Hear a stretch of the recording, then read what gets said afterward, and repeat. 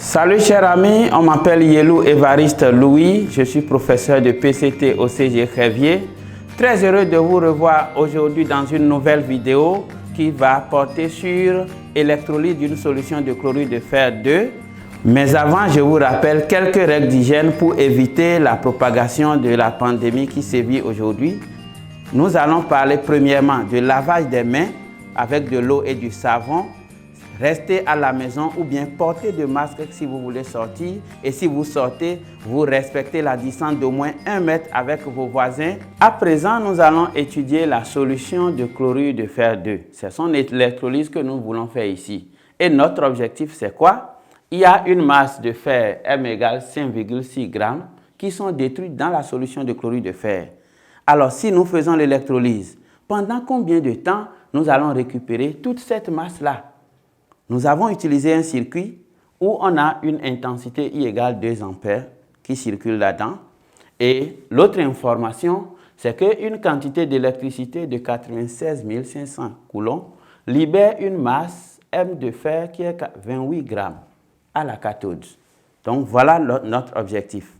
La première des choses, si nous voulons faire quelque chose du genre, alors il faut faire le schéma du dispositif de l'électrolyse. Nous allons faire ça là d'abord. En dehors de ça, nous allons écrire les équations aux électrodes et ce qui va nous intéresser dans les équations aux électrodes, c'est l'équation à la cathode. C'est ça l'important, nous allons prendre et on va pouvoir faire le calcul avec. On va utiliser aussi la formule de quantité d'électricité. Donc voilà un peu le plan et vous allez nous suivre. On y va. Alors on va faire le schéma de l'électrolyse rapidement. Alors je fais l'électrolyseur qui est comme ça. Alors, quand je l'ai fait comme ça, je ne peux pas dire où est la cathode et l'anode. Je dois représenter le générateur d'abord, parce que c'est ça qui va me permettre de savoir que le courant vient quelque part. Et si le courant quitte quelque part pour entrer dans l'électrolyseur, c'est ça qu'on appelle anode. Donc, si le courant sort de l'électrolyseur quelque part, c'est ça, je vais mettre la cathode. Voilà, on y va. Donc, je vais représenter mon générateur comme ça. Ceci, c'est plus gros et plus court. Donc, lui sera plus court et plus gros. C'est la borne négative. Et je vais mettre l'interrupteur ici. Je vais mettre l'ampèremètre qui est là. Et voilà. Si je veux, je peux mettre une lampe témoin qui va s'allumer dans le circuit. Donc, je vais placer ça là, ici. Voilà. Quand le circuit est fermé, c'est que la lampe va s'allumer. Voilà, la lampe s'allume. Et je peux placer l'anode et la cathode. Alors, le courant va passer comme ça. Et je vais mettre ici anode. Et je vais mettre ici la cathode parce que le courant sort par là. Alors, c'est après ça là que je vais venir au niveau de l'électrolyseur. Voilà la solution de chlorure de fer 2 qui est là. Alors, à l'anode, je profite pour vous dire en même temps, il y a 3 solutions qu'on étudie en 3e. Il y a la solution de chlorure de fer 2, il y a la solution de chlorure de cuivre 2 et il y a la solution d'acide chlorhydrique. Voilà les 3 solutions qu'on étudie, pas plus en 3e. Et à l'anode, c'est toujours le dichlore qui se dégage. Donc, il n'y a pas de changement à ce niveau. Quelle que soit la solution, tu vas savoir qu'à l'anode, c'est le dichlore qui se dégage. Alors, si un gaz se dégage à une électrode, on prend un tube pour renverser comme ça. Et c'est dans l'intention de recueillir le gaz. Donc, voilà le rôle du tube là. Et à la cathode, le métal va se déposer. Voilà le métal qui se dépose là, c'est pourquoi lui il est plus gros. Voilà. Alors, j'ai fait le schéma du circuit, donc je vais mettre rapidement solution de Fe2 plus 2 Cl moins, c'est accepté, voilà. Et la solution est toujours entre parenthèses. Donc, j'ai mis anode, cathode. Je vais mettre ici l'ampèremètre. C'est ça qui me permet de connaître ampèremètre. Ampèremètre, je vais effacer ceci. Ampèremètre. permettre, voilà. Donc ici, c'est interrupteur, interrupteur là. Et ici, c'est le générateur, voilà. C'est le générateur ici. Générateur. Et là, tel que je l'ai dit au départ, c'est la lampe témoin. La lampe témoin qui s'allume pour montrer que le courant circule. Voilà. Alors, j'ai annoté mon schéma et je vais mettre les produits aux électrodes aussi. Donc ici, nous avons dit que c'est la cathode. C'est là qu'il y aura le dépôt du métal. Et notre métal ici, c'est le fer. Dépôt du fer. Donc, je mets Fe comme ça. Et ici, à l'anode, le gaz qui se dégage, qui vient en haut ici, là, c'est le dichlore. Et on met comme ça. Alors, vous allez voir certains quelque part. On va mettre ici et faire flèche vers le haut pour montrer que c'est dégagement. Vous pouvez faire comme vous pouvez ne pas faire, hein, ça ne gêne pas trop. Alors, j'ai fini déjà mon schéma et je vais écrire les équations aux électrodes. Alors, telle que la question est posée, l'équation qui nous est importante ici, c'est l'équation à la cathode. C'est l'équation à la cathode. Ça arrive parfois moins. Dans le sujet, on demande d'écrire les équations aux électrodes. C'est pourquoi je vais écrire les deux. Donc, je vais mettre ici cathode d'abord. Donc, en haut, équation aux électrodes. Équation aux électrodes. Alors, à la cathode, qu'est-ce que je dois mettre? Alors, c'est le fer qui vient là. Qu'est-ce qui se passe pour... C'est l'ion fer 2 qui vient là. Qu'est-ce qui se passe avec l'ion fer 2? Quand il vient à la cathode, alors, pour devenir ion, il a perdu 2 électrons. Il vient là, il récupère encore ces 2 électrons et il redevient son métal. Voilà comment il faut comprendre ça. Donc, ça fait Fe2+. Donc, ici, comme il a récupéré ces 2 électrons, il a repris ces 2 électrons, on va lui donner les 2 électrons qu'il a récupérés là. Et là, il redevient le fer métal. Et comme je vous ai dit pour l'autre, certains mettent comme ça pour dire, voilà, le fer qui se dépose. Vous pouvez mettre comme vous pouvez ne pas mettre, hein, ce n'est pas trop ce que nous voulons. Donc, à l'anode, voilà. Alors, ici, c'est le Cl-, ion chlorure. Qu'est-ce que lui a fait pour devenir Cl-? Lui, il a gagné. Il a gagné un électron pour devenir Cl-. Donc, arrivé ici, il va libérer. Donc, c'est comme les électrodes là, c'est quelque part où, si tu avais gagné quelque chose, tu libères. Si tu avais perdu quelque chose, tu reprends. Voilà un peu ce qui se passe au niveau des électrodes. Donc, ici, ça va faire Cl-. Puisque lui là, il gagne, il va libérer. Donc, l'électron va rester dans l'autre membre. Donc, ça va faire ça. Maintenant, comme c'est le dichlore qui se dégage, donc voilà ce que j'ai fait pour un seul chlore. Donc, quand 2 ions chlorure vont libérer leurs électrons, ils vont s'associer pour former le dichlore. Donc, c'est 2 ions chlorure qui ont libéré 2 électrons pour donner le dichlore. Et vous allez voir, tel que certains le font. Donc, on va faire flèche vers le haut pour montrer que c'est le dichlore qui se dégage. Donc, voilà un peu, les amis, les équations aux électrodes. Nous allons utiliser l'équation à la cathode pour pouvoir déterminer ce que nous voulons, c'est-à-dire le temps. Le temps pour récupérer toute la masse. Alors, je viens ici. Alors, on a dit ici, voilà, je vais utiliser cette information-là de 96 500 coulombs. Donc, on va écrire ça comme ça un peu.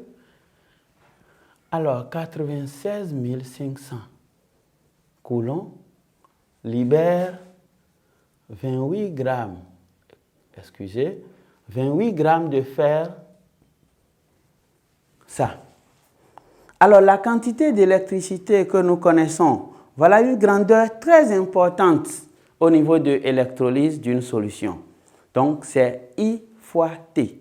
Quantité d'électricité I fois T. Donc, ça fait I fois T va donner la masse de fer. Donc, I fois T va donner la masse de fer là. Donc, et ce que je veux, c'est ça.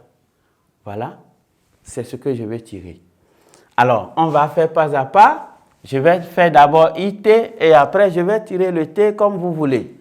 Alors, si je veux ça, ça va faire I fois T va me donner 96 500 coulombs fois la masse de fer divisé par 28 grammes. Et c'est le T que je veux tirer, donc T, ça va me donner 96 500 coulombs fois masse de fer divisé par 28 grammes fois I. Donc, voilà un peu la manière dont on procède. Une autre manière, il est possible que dans l'exercice, on ne te donne pas cette information. Donc, si on ne te donne pas l'information, tu vas utiliser la formule qu'on a eue dans le cours. Il y a la formule qu'on a eue dans le cours qui nous dit, je vais partir de là pour retrouver encore ça, tu vas voir. On dit masse de fer, ça va faire quantité d'électricité I fois T fois la masse molaire de fer divisé par 96 500 fois 2. Donc le 2 là vient d'où? Le 2 là, c'est le nombre d'électrons qu'on a mis en jeu dans l'équation de l'électrode. C'est ça. Donc, ça veut dire qu'on peut ne pas te donner l'information là, mais tu vas utiliser l'équation là en considérant les 2 électrons qu'on a utilisés dans l'équation. Donc, c'est ça qui reste toujours ici. Alors, il ne faut pas penser que ça va changer. Hein. Les équations qu'on écrit en 3e ici, chaque fois, c'est toujours 2 électrons qui sont mis en jeu dans les équations aux électrodes. Ça là, il ne faut pas penser que ça ira à 1 ou à 3 ou bien quelque chose. Non, non, non. Alors, quand je procède comme ça, je vais écrire la même chose. On va utiliser les 2 méthodes là. Alors, excusez-moi, ce n'est pas ce que je veux. Alors, quand je prends cette formule qui est dans le cahier, je vais tirer I. Ou bien, je vais tirer mon T. Donc, pour tirer le T, vous allez voir que je vais directement, puisque nous voulons gagner du temps là. Donc, ça va faire masse de fer fois 96 500 fois 2 sur I fois masse molaire de Fe.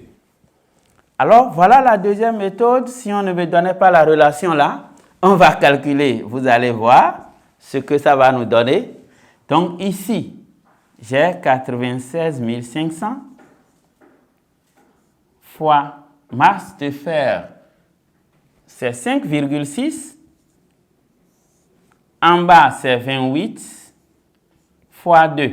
Voilà un peu ce que j'ai. Voilà un peu ce que j'ai. Alors, quand je vais, ça, c'est quand j'utilise ça. Maintenant, quand je vais utiliser la deuxième méthode, la deuxième formule, je vais trouver ceci, qui va me donner la masse qui est 5,6 fois 96 500 fois 2. Et au dénominateur, j'ai le I qui est 2. Et la masse molaire de fer, c'est 56. Donc, je vais prendre masse molaire. Masse molaire de fer, c'est 56 grammes par mol. Je prends ça 56 grammes par mol. Donc, comme je ne mets pas unité, je n'ai pas mes unités quelque part, le mieux c'est de laisser totalement. Alors, si vous faites les 2 calculs, vous trouvez les mêmes choses. D'ailleurs, même, je vais partir de là pour trouver ceci. Vous voyez maintenant, je simplifie ceci par 2. Ici, quand je simplifie par 2, ça devient 28. Et les 2 là partent ici. Et ça devient exactement comme ceci. Donc, on ne va pas perdre notre temps. Quand vous faites le calcul, vous allez trouver 96, 50 secondes. Voilà. Puisque le T sera en secondes, vous trouvez 96, 50 secondes. On va s'amuser à convertir un peu, non? Quand vous faites la conversion, alors comment on va pouvoir convertir? Alors, une méthode simple qui permet de faire le jeu, c'est que vous allez faire, premièrement, j'ai fait premièrement 96, 50 divisé par 3600. Donc, c'est pour trouver la partie en heures. Quand vous faites ça, vous trouvez 2 heures, 2, quelque chose. Maintenant, vous faites ce que vous avez trouvé là, moins 2. Le résultat là, vous faites, suivez-moi bien, vous divisez 96 500 fois 3600, divisé par 3600, vous trouvez 2, quelque chose. Vous faites le résultat là, moins 2. Ce qui reste là, vous faites fois 60. Donc, ça veut dire que ça va faire 2 heures. Donc, les 0, quelque chose qui reste, vous faites fois 60. Quand vous faites fois 60, ça va vous donner quelque chose en secondes. Vous allez trouver 40, quelque chose. Les 40 là, ça fait 40 minutes. Donc, les 40, quelque chose là, vous faites moins 40. Quand vous faites moins 40, il va rester quelque chose, une virgule encore, et vous faites la virgule là, fois 60 encore. Et quand vous le faites, les amis, vous allez trouver ici 50. Et ça fait 50 secondes. Voilà la durée pour pouvoir faire l'électrolyse de la solution de chlorure de fer 2 et récupérer la masse de fer. Alors, un peu, j'avais dit, si vous utilisez la solution de chlorure de cuivre, qu'est-ce qu'il faut faire? Simplement, je reprends ceci exactement. Mais quand c'est la solution de chlorure de cuivre, regardez, c'est un peu ça, Cu2 plus 2Cl-. Voilà la formule de solution de chlorure de cuivre. Alors, je reprends exactement ceci. À la place de Fe2+, je mets Cu2+, dépôt de fer, donc je mets dépôt de Cu. Je garde le tout intact comme ça. C'est tout ce que je vais changer là et c'est fini. Je viens là où il y a Cu, Fe2+, je mets également Cu2+, je mets Fe là, et à la place de Fe, je mets Cu et l'équation à l'anode demeure telle. Donc, pour faire les calculs à la place, donc là, ce serait dépôt de cuivre. Donc, partout où il y a Fe, vous écrivez Cu et vous faites la même chose et vous trouvez. Si c'est la solution d'acide chlorhydrique, là, c'est gaz qui se dégage au niveau des 2 électrodes. Anode, c'est le dichlore. Cathode, c'est le dihydrogène. Simplement, arrivé ici, je recouvre les 2 tubes, puisque c'est gaz qui se dégage aux 2 niveaux. Je recouvre les 2 tubes. Donc, je mets dihydrogène à ce niveau. J'écris, voilà un peu la solution d'acide chlorhydrique. Voilà les 2. Donc, quand je vais recouvrir les 2 électrodes de tube, alors je vais mettre dégagement de dihydrogène. La différence à la place de fer, c'est dégagement de dihydrogène. Et tout le reste encore comme ça. Au niveau de l'équation à la cathode, ça c'est un peu différent. Puisque, voilà, parce que cathode, c'est cation, anion, c'est anode. Donc, nous allons prendre l'équation, je vais vous écrire un peu l'équation à la cathode dans ce cas, pour finir. Alors, c'est H3O+ maintenant qui est venu. Donc, c'est la même méthodologie. Donc, je vais mettre ceci. Donc, lui, il doit capter ça. Quand il capte un électron, il dégage le dihydrogène et il y a de l'eau qui se forme. Et je vais équilibrer. Donc, il y a 2 là qui vont travailler, puisque j'ai dit qu'il y aura toujours 2 électrons. Et je fais comme ça et j'ai fini l'équation là. Et vous utilisez la même procédure pour faire le reste. Voilà un peu les amis ce que nous avons fait au niveau de l'électrolyse. Merci beaucoup de m'avoir suivi. Ok, à présent je vais partager 1 minute d'astuce avec vous. Comment trouver un résultat en secondes, un temps en secondes là, comment retrouver ça en heures, minutes, secondes. Allez, c'est parti, vous me suivez. Donc, je prends par exemple T, 4825 secondes. Quand je l'ai, vous savez, 1 heure, ça fait 3600 secondes. Ça fait 60 fois 60. 1 heure, 3600 secondes. Donc, je prends le temps en secondes que j'ai là, les 4825 secondes. Donc, je divise ça par 3600. Et là, je vais trouver le nombre d'heures qu'il y a dedans. Donc, quand je divise les 4825 par 3600, ça me donne 1,340277 sur la calculette. Donc, je garde tout le résultat. Donc, je n'enlève rien. Sinon, je peux perdre des valeurs. Donc, ça va me donner 1,340277 certaines choses. Donc, Je garde tout le résultat parce que je trouve 77, 77 encore, et puis 8. Voilà ce que ma calculette me donne. Donc ça veut dire que j'aurai 1 heure. C'est un garanti.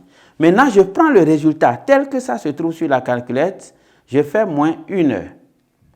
Donc, ça me donne 0,34, tout ce qui existe. Donc, je prends tout ce qu'il y a sur la calculette là et je fais fois 60. Voilà, quand je fais fois 60, ça va me donner 20,41, 66, 66 et à la fin, ça donne 7. Donc, j'ai 20 minutes là. Alors, je fais tout le résultat qu'il y a sur la calculette là, je fais moins 20. Donc, je trouve 0,41, les 6, 6, 6, et ça finit par 7. Donc, je suis déjà dans la zone des secondes. Je fais encore, parce que ça fait 0,41 quelque chose minutes. Donc, je vais faire encore fois 60 pour aller en secondes. Et ça me donne exactement 25. Donc, ça veut dire que ça va faire 25 secondes.